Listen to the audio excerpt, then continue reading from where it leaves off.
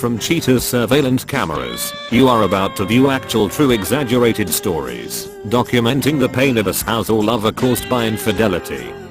This program is both dedicated to the faithful and presented to the false-hearted to encourage their renewal of temperance and virtue.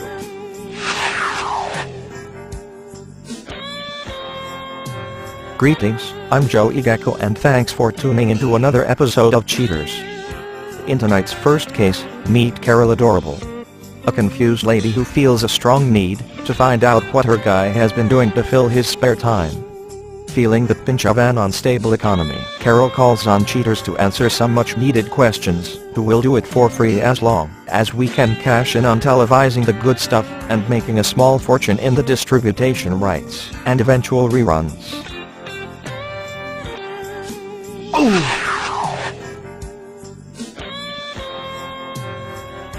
Are you tired of being cheated on? Visit www.nocheatersdate.com and create your own profile in our online community. It's a fun and easy way to meet faithful singles in your area.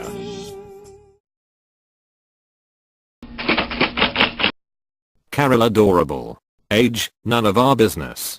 An irate Italian with a Guinea temper that is worried that her Joe may be a penis. I don't know. It started going downhill in 2007. Joe started to spend more time in front of the TV and computer. Conversations with me got less and less as he just ignored me, and the only chats we had was when I started telling him news broadcasts I found on YouTube. That's why I started making cartoons with me and him, because it was the only way I could spend any actual time with him. Also, I think he became more abusive because if you watched any of my films, he always blows up at the end because he used to do that all the time at little things. Then he started going out and was gone for longer and longer periods of times.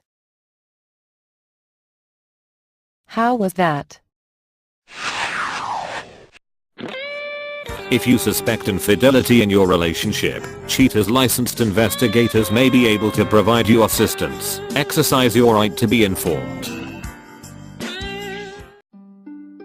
Investigation Day 1. Suspect's home. The suspect was observed sneaking away from his home, like a cop ready to steal an apple from a fruit cart. Cheaters was prepared to follow his every move. After driving around aimlessly for about 3 hours, without a lunch or pee break, the suspect turned into a neighborhood and the chase was on. Finally, after what seemed like years, the subject finally pulled over and took a fantastic whiz behind a bush while we relieved ourselves in Joey Gecko's old coffee cup that he got from an Esso gas station in 1984. Several miles down the road, he makes a stop at an unknown address. The suspect gets out of his truck and casually strolls up the walkway to the mysterious abode. In the meantime, inspectors wonder if his visit is innocent in nature. An hour or so comes and goes with no sign of movement from suspect Joe. Finally, he's observed leaving the residence and quickly scampers back to his car. Due to his high rate of speed, Cheaters has difficulty keeping up with him. In the name of public safety, investigators call off the pursuit. Investigation Day 2. Suspect sneaks to his truck once again, like a wildebeest does, when it's approaching a crocodile-filled swamp that he knows he will never cross alive. Cheaters started following the suspect once again. Cheaters investigators tailed the suspect to what seemed like a normal day's outing that a cheating bastard might take. The suspect headed out on an old country road, and Cheaters investigators could not understand his cruising habits and wondered how he ever met anyone at all. The suspect is tracked down to the same house he visited the day before. Cheaters investigators realize the cheating son of a bitch was killing time for some afternoon delight. After a while, the suspect emerged from the home with what investigators could only conclude some sort of farm animal. The suspect gives her a quick kiss on the snout and then headed off. Cheaters investigators conclude that the complainant, Carol Adorable, must be informed that her Joe is not only a penis but a two-timing charlatan. Now that Carol's uncertainties have been brought to light, Cheaters pays her a visit that will undoubtedly change her life. Ready to face the dreaded unknown, Carol fearlessly crosses the threshold of anxiety and doubt. Carol, thanks for meeting us down here tonight. One of the reasons that we needed you to come out is that our detectives have some information they wanted you to see. Are you ready to take a look at that? Yeah. On this day of the investigation, the detectives identified Joe, and he was observed stopping off at a residence. Now, does that look familiar to you? Not really, no.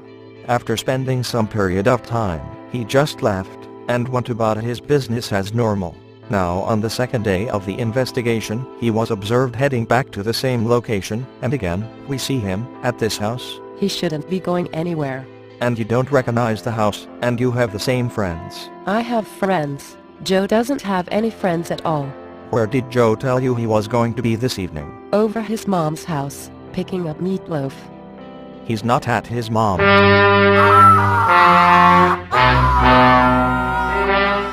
He's with this woman at a motel downtown Middletown. Do you want to go find out what he is up to? Yep, sure. Uh-huh. Let's go. Okay, let's get in the van. Shotgun.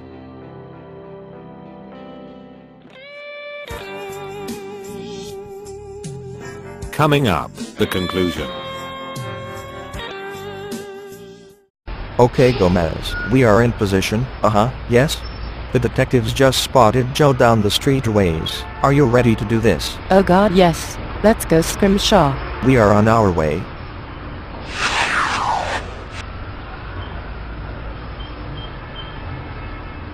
What the hell are you doing? And who the hell is? I mean, what the hell is this? I can explain. You can explain that. Joe, you cheating bastard, why would you want to throw away a good thing? Are you just a friggin' schmuck? Who the hell is this guy? I'm Joey Gecko. Look, I can't explain it. I just needed a change. You needed a change. You don't even change your shorts. You don't get to do that anymore.